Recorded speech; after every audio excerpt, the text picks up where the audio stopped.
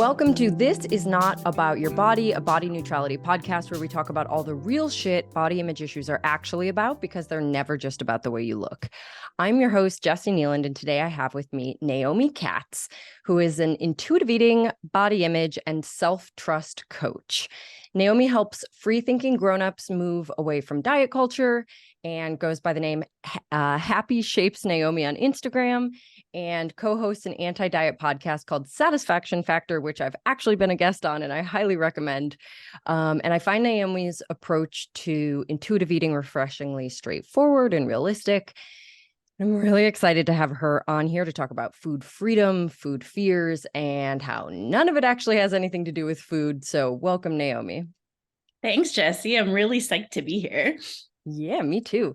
I'm going to have you start just by telling everyone a little bit about who you are and what you do. Sure.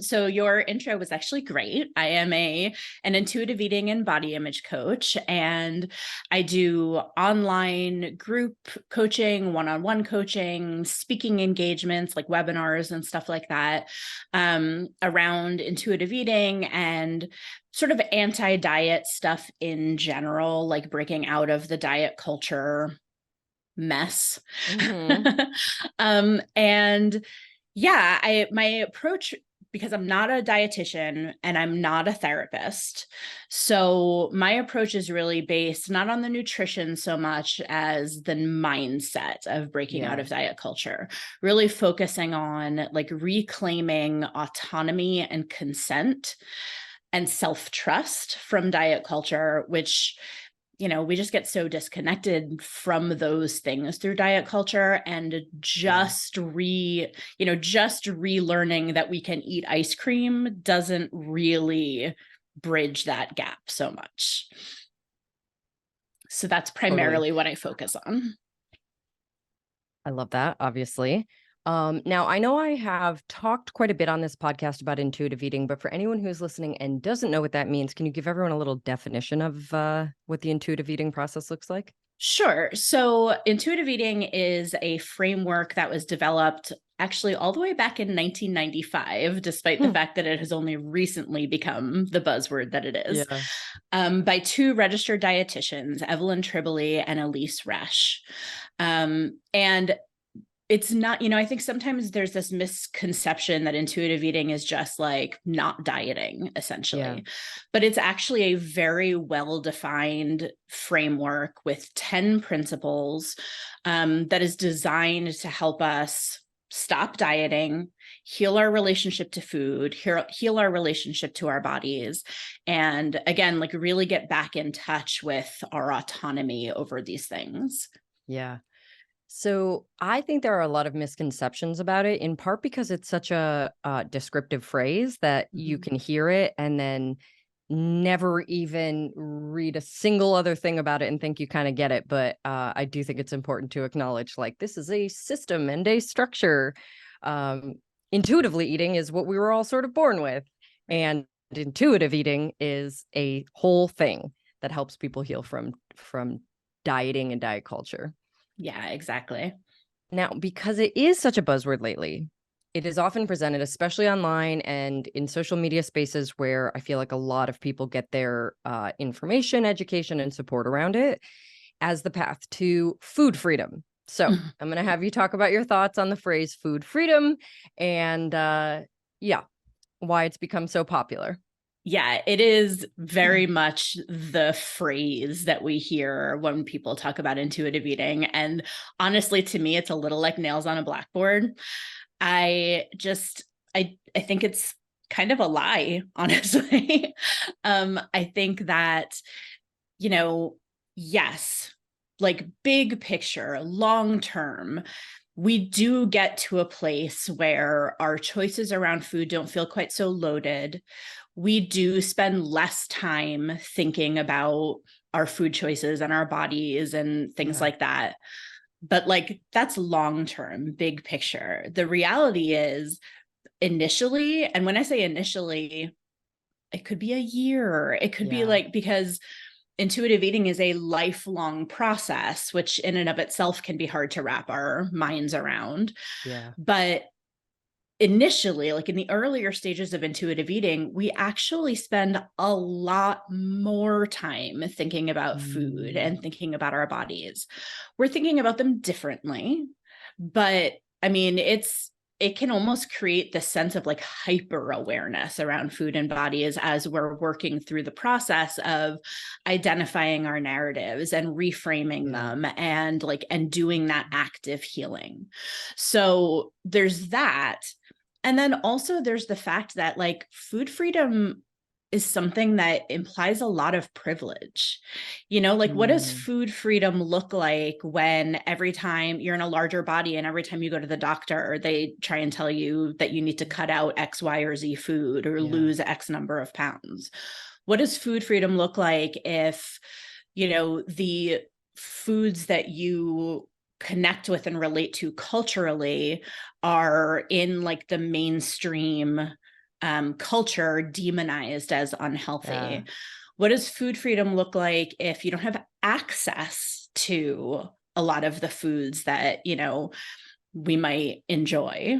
And that can range from like food insecurity to just like, you're a college kid and you just only have X budget for groceries each week. And like, you're not food insecure, but you also can't like just go and buy whatever you want on a whim to like meet your satisfaction and make peace with food and stuff like that. Yeah. So I see this phrase being used more as a marketing ploy than anything else, because the people using it know that one of the main sources of suffering for their target demographic, for the people they want to work with, is like, I'm obsessed with food. I can't stop thinking about it, whether that's like controlling, managing, tracking, planning, like it can be about restriction. It can be feeling more obsessed in terms of like wanting to eat all the time. Whatever it is, food is taking up way too much mental real estate. And so people promise to keep it from taking up mental real estate, which is so understandable. Totally. But also not realistic, not really accessible. And it also really presents it as if there is this like perfect end goal, like you'll just nail it and now you're free and that's the end for you. You figured food out now. Yeah, and that's just not real. Again, the reality is that like even when you hit that like longer term big picture goal of like, having some relief from the constant thoughts about food and stuff like that, you still go through periods sometimes where that voice might get loud again, or food feels particularly complicated. Maybe you get a new medical diagnosis, maybe, like for any number of reasons. Maybe you're just going through a period with a lot of stress and you're having a hard time navigating hunger and fullness and things like that. And it's like, that's okay. That's just part of being human. But like, again, I don't think it really aligns with the idea of food freedom that we see marketed around intuitive eating. It also presents it like a really easy, joyful process, which of course is way more effective marketing. Saying slightly less distress around food as the end goal is not sexy or catchy, but like it is ultimately way more realistic. So I would love to hear you talk about some of the hard realities of the intuitive eating process, what people who are sort of searching for food freedom might be surprised to discover, or things that are harder than they might expect going into it.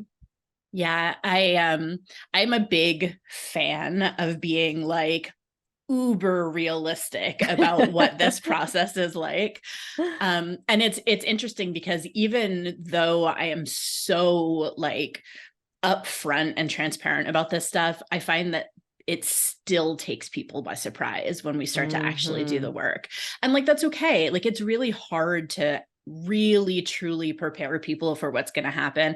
It's like just as an analogy, I had a surgery over the summer, and I mean, I read up on it. Like, the doctor told me what it was going to be like. I still was fully unprepared for like what the recovery was actually going to be like, because you can't really put yourself in that just by hearing about it. So we like to think we're so good at that, but like notoriously bad at it.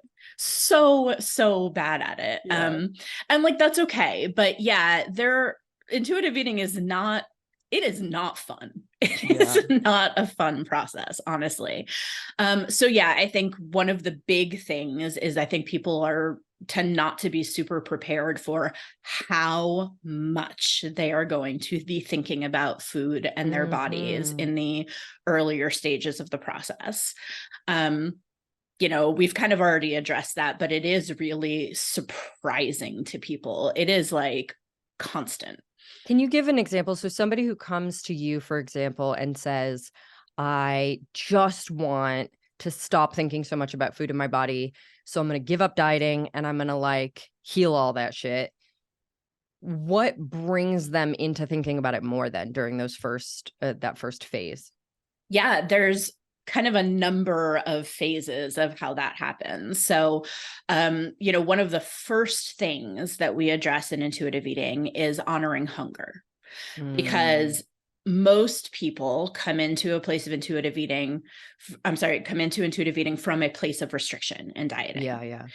And so most people are really not adequately honoring their hunger when they first start intuitive eating, even when they think that they are, even when they're like, oh no, I stopped dieting like 6 months ago. And it's like, cool. That's awesome. And that means we're in a really good place to do this. And also we then discover that they're really not eating actually enough. And so the first thing is starting to honor hunger, to eat more regularly. And a big part of that is tuning into not just like the more advanced hunger cues, like a growling stomach, but the earlier hunger cues, like a dip in your energy, starting to think about food, stuff like that. And as a result, they end up eating a lot more often than they did before. And it's like, it's like if you start drinking a lot of water because you're trying to focus on hydration, and now suddenly you have to pee every half hour, and it's such a pain in the butt, and you feel like you're like constantly peeing. That's kind of what it feels like for a lot of people. I had a client once refer to it as hunger cue fatigue, and I think that was like, God, that's such brilliant. A great phrase, right? Yes. You're like, this is so boring. And so much work. Yeah. And like, just like really, I was like just getting into a groove with work, and now I'm hungry again. Like, oh, and it's like, really, I have to go grocery shopping like every 3 days now. Like, what is that? Who goes grocery shopping this much? And it's like, so there's that part of it. And then when we start to look at like food narratives and food police and food fears and stuff like that, there's kind of 2 phases of that. The first phase is you have to like actively build an awareness of what that internal voice is saying. And I should actually call it an internalized voice, because like a big thing is like, it's not actually your internal voice. You didn't make this up. Right. And so you have to actively build an awareness of that, because you can't change things you don't know are there. So awareness is always the first step. So like that takes a lot of focus on food, mentally and emotionally and stuff like that. And then the next part of that is reframing, like consciously, intentionally reframing those thoughts. Also takes a ton of like time and energy and attention. And ditto for thoughts about our body. Like it's the same thing. You have to build the awareness, and then you have to do the reframing. And it is a lot. Also, I feel like the stage, and maybe this isn't like the very first thing someone's going to, but as you build awareness of the fears and the narratives and all these things, you're also doing quite a bit of fear facing, which is like maybe not super time consuming, but energetically exhausting. Like if you're afraid to eat sugar and every day you have to eat sugar to face your fear, I mean, that is like super draining. Absolutely. And, part of, addressing this from a place of autonomy and consent is that we want people to do this at their own pace, like in alignment with what they have capacity for. If you're going through like like a stressful time, if you've got a lot on your plate, then maybe you don't eat sugar every day. But like, maybe you have a week where you kind of just block this all out for a little while. And like, that's okay. That is part of the process. It's a really important part of the process. But yes, like it is this ongoing, very energetically draining process, which I also want to just clarify, because that sounds really dire. Like, why the hell would anybody want to do this? But it actually is also like very rewarding, because while yes, it's very hard, you also have these moments where it's like, oh my gosh, like these like aha moments that like just clear the way for a better relationship. And like there is progress being made through all of that too. Like there are good parts. And it's worth it. It works. It's worth it. Yes. And on the other side, like maybe it's not perfect food freedom in the way that we're sort of sold this thing in marketing, but it is really the only way to break free from the constant management and thinking and obsessing and all of that stuff around food. Absolutely. So holy crap, it's worth it. Also, I call those moments like green light moments with clients. Yeah. And I try to always reflect it back. The moment I hear something, I'm like, green light, we found a green light. Like you're on the right path. You're doing the right stuff. It's working. It's working. It's going to go away. Right. And then it's going to come back. But like these moments matter to pay attention to and say, oh, well, I've been struggling. This has been hard and exhausting.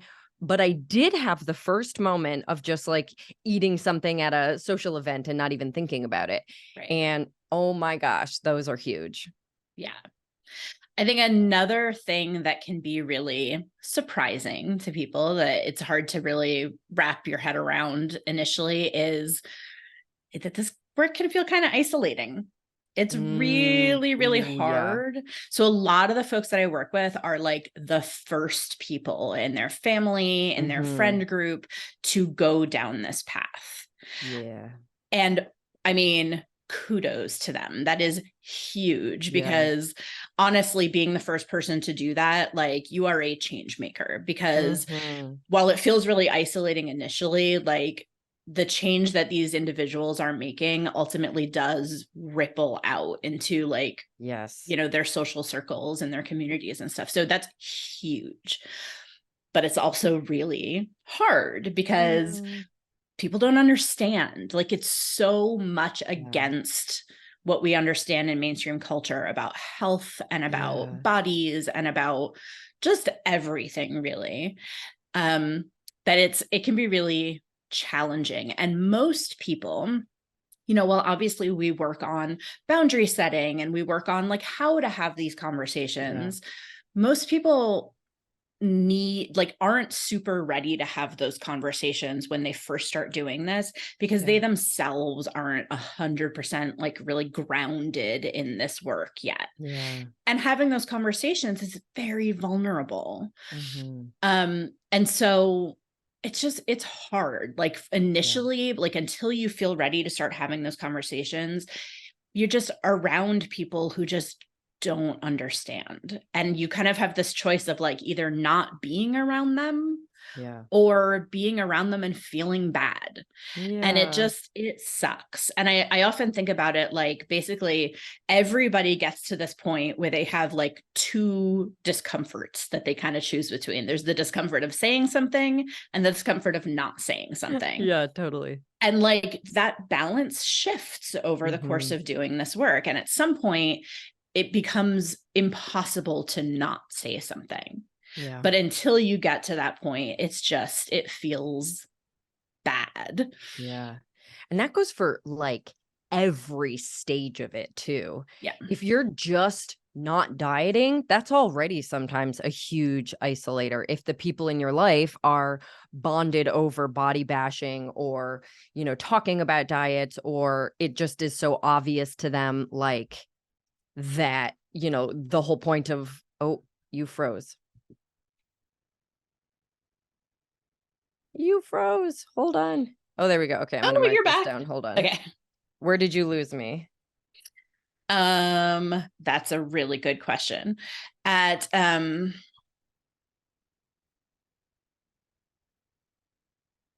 I heard you say you froze is where I lost you, Okay, basically.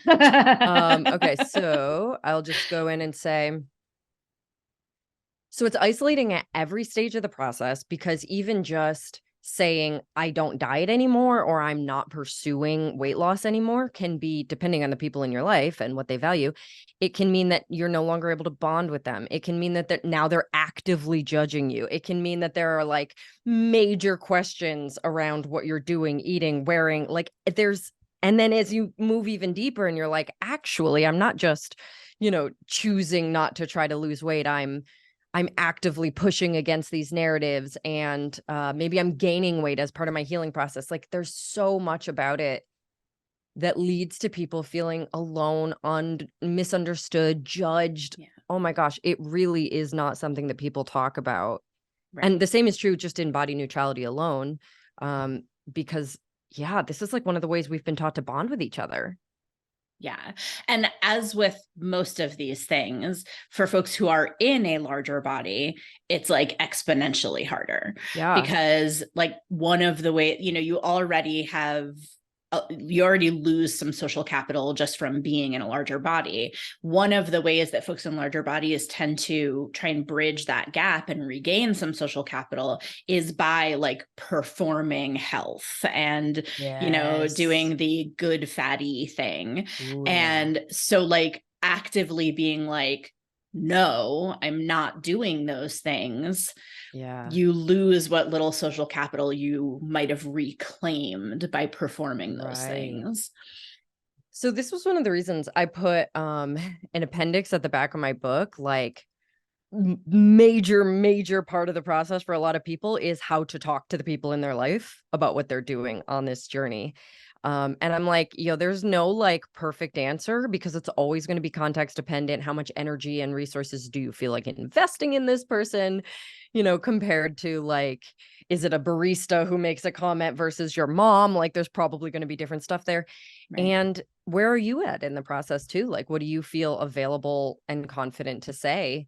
But this is one of the reasons too, I think it's so important to like read the books, surround yourself in the community, even if that's online, like go find people who you don't have to educate to be seen and validated in this. Yeah, absolutely. I think it is honestly, nearly impossible to do this work alone. And Yeah. like, maybe that means you have online community. Maybe that just means you follow people on social media who are Yeah. in the same space. Sometimes, like my one-on-one clients, like I'm the only person that they Yeah. like feel comfortable talking about this to openly at Yep. this point. That's fine. That's one of the reasons why, Yeah. like, Same. once a week you come in and you have the space to just like get it all out of your Mm-hmm. head, essentially. But yeah, like I also do a lot of work with clients around like, how do we navigate these things? Yeah.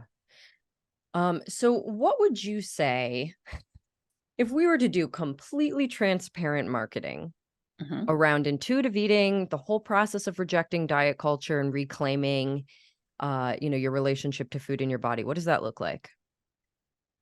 Or Oh my gosh. what would it sound like? That is a really great question. And it's a great question. And it's also very much what I strive to do in Hmm. my marketing. But this is why I have a copywriter because it's complicated. Yeah. I think that we absolutely would stay away from terms like food freedom and things like that. I think we would talk a lot more about how isolating this is and how hard this is. Like, I Yeah. think we would be much more realistic about that. I think we would be very realistic about how long this takes. Hmm. Um, because that is always a shocker to people. Yeah. Um, Well, when you've got programs and coaches out there saying things like, 6 weeks to food freedom. Like it's a huge disappointment that it took years, you know? Absolutely. And it's so funny. My group program is 40 weeks long, and I have never seen another one out there that is that long. And I think I that's haven't very either. much a deterrent to people for joining it. But like, I also can't in good conscience do Yep. an intuitive eating program that's 6 weeks or like 8 weeks long, Yeah. because like, what can you even take away from that? Yeah.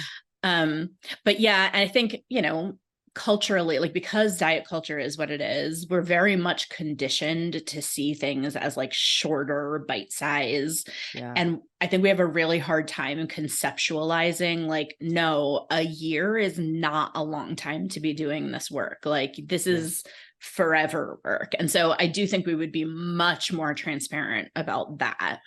Yeah. In marketing.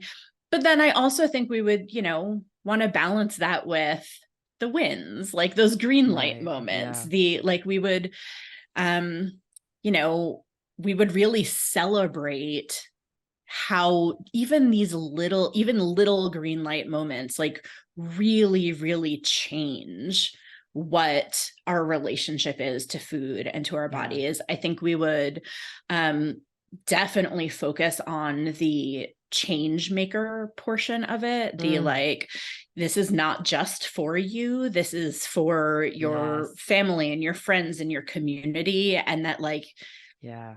be like, it's never just you, it's about Yeah. all of this. Especially when people have kids.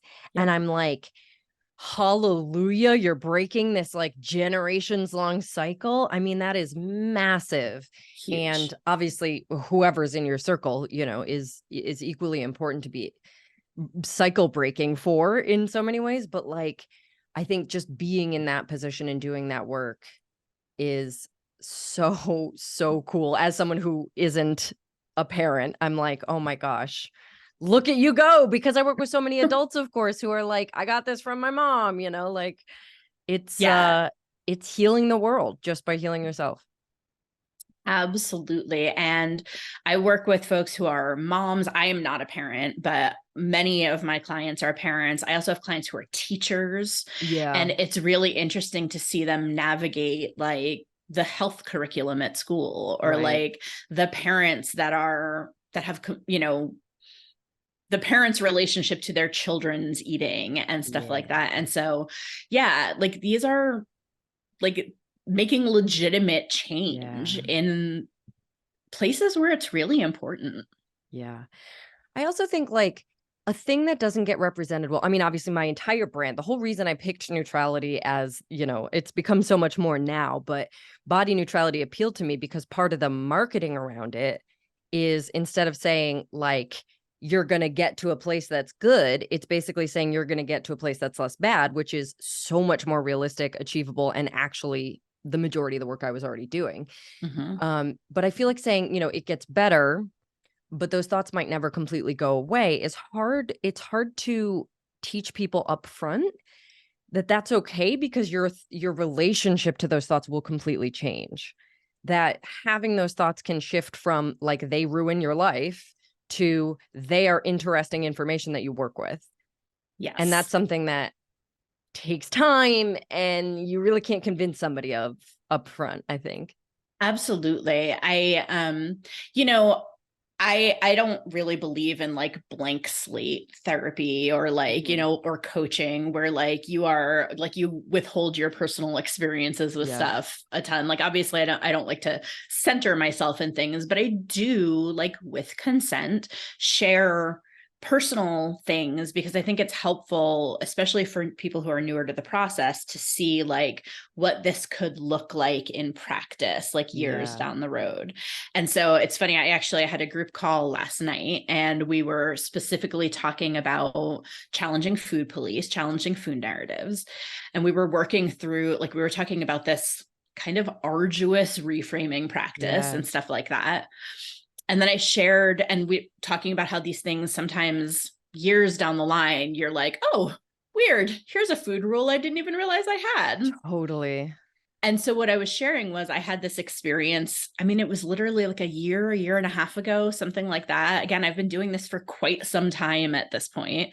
And I found myself in the grocery store thinking, like, about to buy some yogurt and thinking, ugh, plain yogurt just sounds like not very good right now. I wish I could have vanilla yogurt. And then being like, hold up, why can't I have vanilla yogurt? Of course I can have vanilla yogurt. And like buying that and just moving on with my day, essentially. And I was kind of explaining that, like, down the road, like, again, like, here's a food narrative that I've apparently been carrying around that I didn't even realize was there. But did I have to stop in the grocery store and go through a whole reframe process? Right. No, I could just be like, that was weird, and grab the yogurt and go, kind of a thing. And so, like, it does get to a place where no, the thoughts don't totally go away, but they also don't require the same time and energy and, like, you know, just work to get through. That's such a great example. I also feel like sometimes I like to be very dramatic in my I just am very dramatic, I guess, but I feel like sometimes I'll describe to clients like the tantrum, the full-on tantrum I'll throw when I run into another thing that I'm like, didn't I solve you already? Like, what are you doing here? Like I years after having healed so much stuff in my own relationship to food and body, I like challenged myself. It was like fast food had not gotten challenged yet, so I challenged it and I was like, okay, done. And then, like, with my current partner, he eats a lot of fast food, more so anyway than I would think is like the right amount. And I was like, God damn it, there's a right amount in my head. Like, are you kidding me? And I'm like, this is like a decade after I like did all that work before. So I feel like it is so possible to run into them from a place in the future where it can be funny, it can be light, it can be just like, okay. Yeah. And then there are other times where you're not running into like an old conditioning role. You're literally running into like your coping strategy is creeping back up. And those are much less fun to throw tantrums about because they actually really suck. But like, food is coping. There is so much in it, and it's gonna get loud when you need to cope more, and it's gonna get easier when you need to cope less. Yeah. And along those lines, food is coping, so is restriction.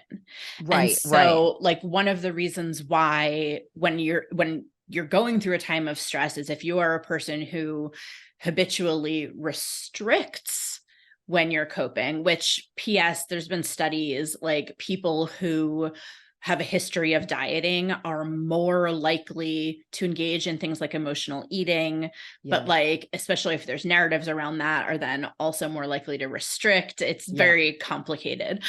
But as a result, you know, if you're a person who habitually would try and clamp down on food intake during times of stress or illness or whatever, then those voices are going to get loud when you're going through a time of stress. But if you've done all this work, then you're also able to recognize, oh, hey, that's my coping mechanism. And so what else can I do to cope with this? Like, what other coping 100%. tools do I have available to me? I always say, like, yo, if you were a gambling addict and you went through recovery, then right now during this high stress time, you would be thinking about gambling. Like, it doesn't matter that you're thinking about dieting again or obsessing over your body or whatever it might be. It's the fact that at a certain point, you locked in a pattern for coping and now you need to cope. So like, that can be really interesting, but it no longer, after you've gone through this process, it no longer has to have the power of like, well, I guess I'm a terrible person who has to do this thing. You know, it doesn't have that moral significance. It's just like, whoa, I am not doing well right now, if these are the kind of thoughts coming up. Exactly. So that goes into something huge that I know you're very passionate about, which is helping people understand that intuitive eating actually has nothing to do with food. Very similar, I think, to how I'm always saying that body image issues aren't actually about how you look, and that it's always about something deeper. So I'd love to have you talk about what you mean by that and maybe give us some examples. Yeah, absolutely. And yes, it is. So it's one of the reasons why I think your book resonated so deeply with me is because I was like, oh my God, we could just like switch food for body here and it would just cover everything. And yeah, that's the thing is, okay, so within intuitive eating, some of it is about food, right? Like, obviously there is like the actual, like making sure that we are not biologically restricting, like making sure that like we are adequately feeding our bodies. That's important. That is a big part of intuitive eating. And a lot of it is unpacking our mindset around food, our food fears, our food rules, and stuff like that. And that's where we get to the point where it's like, maybe this isn't really about food. Because most of our food's not scary. Like, obviously there's exceptions to that, you know, like life-threatening allergies and stuff like that. Like we get like that's let's just stipulate that that's not what we're talking about here. For outside of that context, food is not scary. Like, we're coming up on Halloween, like nobody is going to be like dressing up as food to be scary. Like, that's just food's not scary. What's scary, what people are afraid of, is what they are worried that food will do to their bodies, to their health, to their social standing, basically. So when we're talking about food fears, when we're talking about food, we're not really talking about the food at all. We're talking about fears around, you know, losing our identity, losing our privileges, losing access and like social accessibility to things, which are real, especially for folks in larger bodies or already marginalized bodies, but also are never going to be solved by just eating the food. Like, these are things that have to be looked at on like a whole different level. So when we're talking about like, oh, I'm afraid to eat too much ice cream. I'm afraid I'm going to overeat ice cream. It's like, okay. And then what would happen? Like, what is the actual fear? Because you're not really afraid that your stomach's going to hurt. Like, what are we actually afraid of here? Can you give an example? Follow that through. Yeah, absolutely. So the fear generally will go in one of two directions. And honestly, they're kind of the same direction, but how we get there is different. So one of those directions is just straightforward. I'm afraid I'll gain weight. And it's like, okay, and what would that mean? Like, what if you did gain weight? What if you ate all the ice cream you wanted to and you gained weight? Well, then I would have to buy new clothes. My friends and family might judge me. At work, they might see me as less competent. You know, I might have trouble. The doctor is going to tell me to lose weight.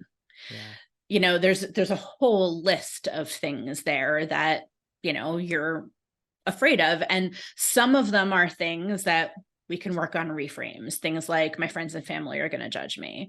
Things like, you know, I don't like, you know, I'll be uncomfortable, which there's a lot to dig into there also around comfort. But it's like, okay, but, you know, how could we actually make your body comfortable at whatever size that it is, or more comfortable at least? You know, there's stuff that we can dig into there. And then there's stuff that like, we kind of just have to work through values work around it, and like advocacy and stuff like that, because they're grief and grief. Just absolutely. Like, this sucks and I hate it and it's true and that's it. Totally. Absolutely. So that's the one branch. The other branch is it won't be healthy. I will be unhealthy. And so then we have to go down the whole path of, okay, well, what is health? Like, in what way will you be unhealthy if you eat this ice cream? Like, most of the time we end up in the same place around, I will gain weight, and that is unhealthy. Sometimes the actual nuance of that is different. Like, either, you know, my knees will hurt. Diabetes is a big concern around that. There's science for that. There's like a lot of that stuff we can address with like direct, like just scientific studies, what the actual reality is around weight and health, around diabetes, especially. Like, a lot of people don't know how genetically based that is as opposed to dietary. there's some work to do. And then of course there's also all of the systems work and the grief work and stuff like that. Yeah. This is why I feel like so many people come to this work, both the food stuff and the body image stuff. They come to it with like the most invalidating perspective on themselves, where they're like, I don't know why I'm being so stupid. Nobody cares what I eat. Or like, I don't know why I can't stop thinking about how I look. Nobody freaking cares. This is just me being crazy. And I'm like, actually, it's you trying to survive in a world that hurts. Like, there is nothing superficial or vain or silly or ridiculous or crazy about this. It all makes sense. Absolutely. These are deep things, like deep, painful human things. Absolutely. And honestly, like that is very much aligned. Like it's so important to validate that, because another way in which intuitive eating is very much not really about the food is that there is a very strong link between being able to hear your body cues and, more importantly, respond to your body cues, and self-silencing. And when we're talking about self-silencing, we're talking about censoring our thoughts, our feelings, our emotions, and like invalidating those things. So again, there are studies that specifically show this like pretty strong link between people who don't self-silence and people who eat in a more intuitive way and are able to like adequately and regularly meet their body's needs. And I definitely see that play out with the folks that I work with, like people who tend to ignore their body cues are often people who tend to ignore their needs for other things. And there's a lot of stuff that gets tied into that, like, so a lot of times I'll be working with somebody and what comes up a lot is like, they'll be like, God, it was so bad this week. Like I like blew up at my family and I felt so bad about it. And we talk about it and it's like a very similar pattern. So you ignore hunger, you ignore hunger, you ignore hunger. And then all of a sudden you're like binging. You're like, you feel like you're out of control. You're eating everything in sight. Well, it's kind of the same thing. You don't ask for help. You don't ask for help. You don't ask for help. And then all of a sudden you're exploding at your family for not helping you because you've never addressed this need that's just been building in you because you don't see it as valid. And just like with hunger, there's a ton of diet culture narratives telling us to like shut down that cue. There's a lot of societal narratives that tell us to silence this other stuff too, right? Like there's so many societal tropes around like nagging mothers or nagging wives, right? Like needy girlfriends. Yeah. I know the cool girl trope really appealed to me when I was younger, and it turns out I guess I'm not a girl either, but I'm definitely not cool. I am a very needy person. Big it didn't same. work. Absolutely. Oh man, I tried so hard to be the low maintenance / no maintenance girlfriend for most of my life. Turns out I really enjoy being maintained. Oh, I love that. Yes. So yeah, like so there's none of this exists in a vacuum. So it's not like, we're never blaming. It's never baffling that people come into this work feeling this way. But that's why it's so important to validate, like, it makes sense that you feel this way. Like, it is okay that you feel this way. Absolutely. Also, like the self-silencing crossover, I definitely see it in my clients. I've definitely experienced it myself. In some ways, I think of it as like at the very like tip of the iceberg level, you literally are just noticing that you have feelings and needs. When you learn how to listen to your hunger and fullness, it's a lot easier to learn how to listen to things like your emotions, your desires, your boundaries. Like in some ways, it's somatic connection, but it's also so much more than that, because by learning that you can trust yourself and take up space and all of these other things that sort of surround giving up diet culture, you also kind of learn like all of the plan Bs we've had to meet our needs. Like we can use food and eating as a plan B to meet almost any need. Yeah. Like, well, nobody's here to affirm me. I will affirm myself with food or by restricting food. Like both shove that shit down. Both feel like a little bit of an approximation of what I want. They can both feel like love. They can both feel like care, right? Like there's so much that when you stop dieting and suppressing and all of those things, like just a million other pieces of your life open up. And it goes so much beyond just, oh, I noticed that I have a need and now I'll meet it, It's funny. Like I hate the phrase food freedom, but I do feel like you get a lot of life freedom from this work. Because it just, and I see it constantly. I mean, it certainly has been my experience, but I see it with like, it's never just, oh, now I can eat ice cream. It's like, now I can eat ice cream and I can set boundaries and I can have hard conversations and I can ask for help. And like, it's life-changing. And like, that feels like an overstatement, but it's very much not. This is why we need copywriters in the world, but like this should all be part of the transparent marketing, right? Where like intuitive eating is so much harder and worse than you thought. And also it will improve your life in ways that have nothing to do with food and you're not even prepared for. Yes. Because maybe some people, but nobody's like sitting there Googling late at night, like, how do I stop dieting and also learn to set boundaries and express my needs and feel worthy in my relationships? Like, I don't think that's not usually where we go with it, At least not all at once. Yeah. Right. It is so much the same thing. Do you think you could give us another example of this? Like how the sort of relationship between our eating habits and self-silencing can look or does look with clients? Yeah. I mean, honestly, at a very, very basic level, there's, so when we start talking about honoring hunger, we don't just dive into hunger. We usually do some like baseline foundational work around just generally tuning into like physical sensations in our bodies. Yeah. And a lot of times what we see early on is that people don't feel physical sensations until they are intense and uncomfortable. Yeah. And a lot of times when that's the pattern, we see those same patterns in other areas of life, asking for help, things like that.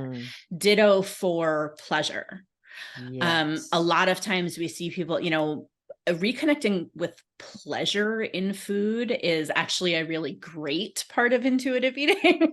Yeah. Like actually being like, oh, I'm allowed to enjoy this thing. Like this doesn't just have to be fuel. This can be connection and like sensory pleasure and all of that. And a lot of times we see people, like if you're limiting your pleasure with food, that sometimes you're also like not entirely comfortable with pleasure in other contexts, or like allowing yourself to like prioritize things that you just like. Yep. Like that they're not necessarily productive. They're not necessarily like in furtherance of what other people need, but like, it's just pleasure. It's just for you. I see so much crossover with that.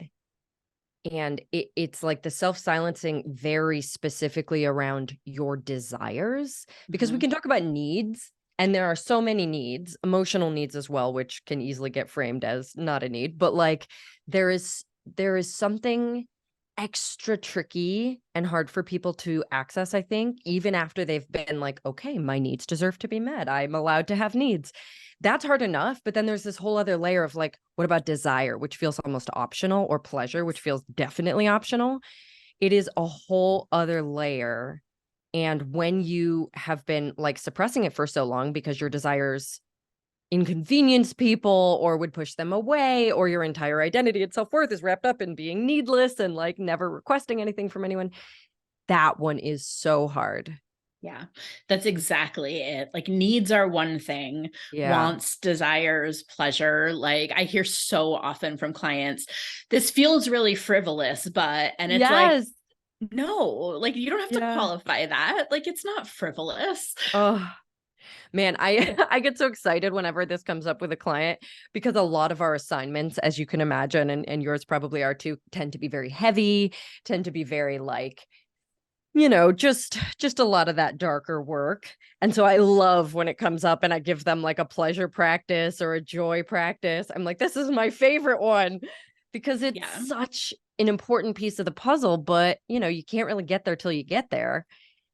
You maybe could start there, I guess. I know some coaches who do, and maybe it all ends up in the same direction anyway, but God, I love seeing people be like, maybe it would be okay if I just wanted to feel good. And I'm like, uh-huh, uh-huh. Yes, definitely. Yes, it would be great, It would be great. actually. You're allowed to. And in fact, as a professional, I am insisting upon it. Yeah. I insist that you feel good, please. Yeah. Yeah, Oh absolutely. man. So, okay, I did want to go back because I feel like there's something in the end goal of it being presented like food freedom or whatever that can be really tricky and really misses the point or the fact that like we have a relationship with food and our bodies until we die. Like this is Mhm. a forever thing.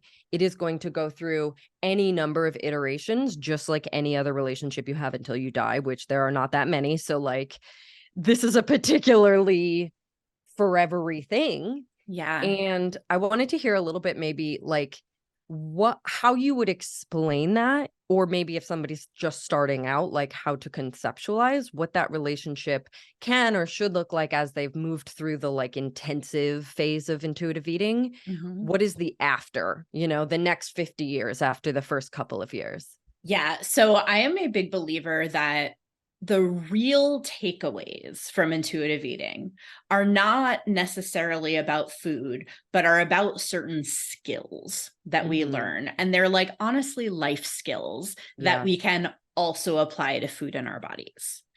So there's, recognizing that our needs as valid and learning to honor those needs. Yes. This is a skill that we cultivate through intuitive eating and that we will continue to practice and hone through the rest of our Yeah. lives. Self-trust is a skill that we practice. Like I loved, there's a lot of reciprocity in sort of the self-trust process around intuitive eating. So like diet Yeah. culture and dieting really disconnects us from self-trust, not just with food, but in like many other Everything. areas of Yeah. our lives. Reconnecting with self-trust with food can also help us reconnect with self-trust in other parts of our lives. There's a lot of Yeah. reciprocity there. So again, learning to trust ourselves and see ourselves as trustworthy. This is a skill that we will Yeah. continue to practice and hone through the rest of our lives. Critical thinking is like Mm.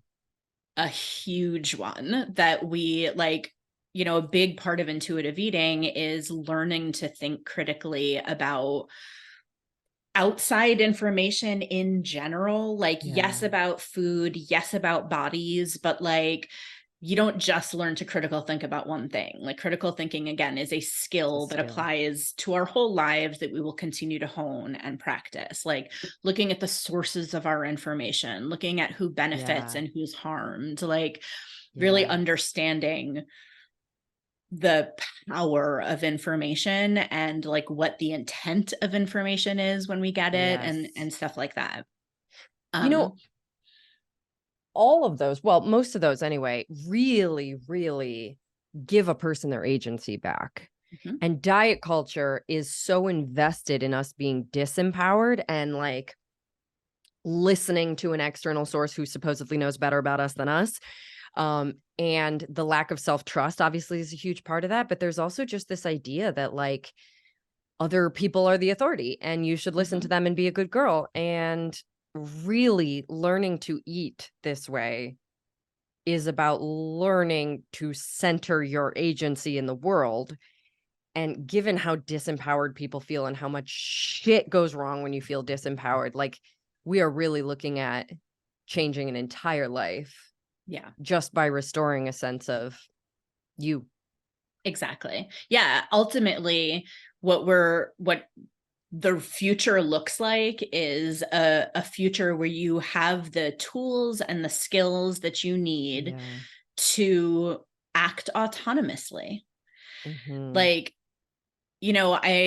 I think that autonomy, consent, autonomy, these things go hand in hand, because we can't really make autonomous decisions without all the information, without Right. critical thinking, like without like, because like, is it really an autonomous decision if you're not like seeing the big picture? Right. And like, that doesn't even necessarily always change the action. Like, I love to use the example of wearing makeup as this, Mhm. where it's like, I know, like, because I can critically think about makeup, that like, if I'm going on a job interview, I am probably going to be seen as more professional, maybe Yeah. more like, gender normatively Mm. attractive, like, all these things. If I Yeah. wear makeup on a job interview, I might still choose to wear makeup at that job interview because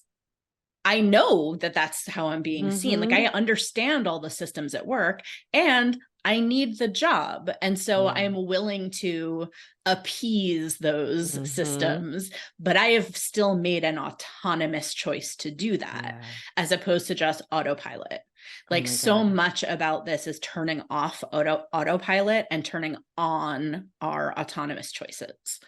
Oh my God, yes. And I use the same example with makeup where I'm like, the whole point of fear facing of like a lot something I give my clients a lot of practices is like to break the rules they feel are mandatory for them to have worth and be safe and whatever it might be.